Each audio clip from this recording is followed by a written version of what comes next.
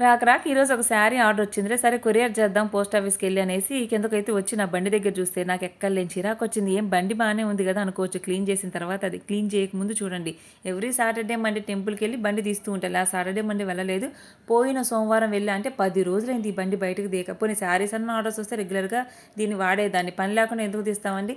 సరే మాకు పార్కింగ్ లేదు, బయటే పడేసాము. చెట్ల మీద పక్షులు పిట్టల అసలుకి రెట్టలు వర్షం కురిపించాయన్నమాట. దుమ్ము ధూళి ఎండుటాకులు, పొడిగుడ్డతో దుడిచినా పోలా, తడిగుడ్డతో 4-5 సార్లు పావు గంట పాటు క్లీన్ చేసి ఇంకా స్టార్ట్ అయిపోయి కొరియర్ అయితే వేసేసి, మా అమ్మ కొన్ని సరుకులు చెప్తే సూపర్ మార్కెట్ వెళ్ళి పచ్చపెసలు ఒక పావు కేజీ, తాజ్మహల్ టీ పొడి ఒక పావు కేజీ, మన బ్రిటానియా బిస్కెట్స్ మన సూపర్ మార్కెట్లో కూడా ఉన్నాయని ఎవరో కామెంట్ చేస్తే వెతికా.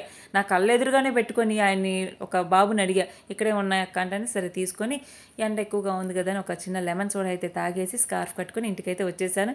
ఇంటికి వచ్చాక ఈరోజు మా నాన్న చికెన్ ఫ్రై పీస్ బిర్యానీ తెచ్చాడండి, తినేసాను. ఇది వాళ్ళ వీడియో, నచ్చితే లైక్ చేయండి, సబ్స్క్రైబ్ చేయండి. Thank you for watching.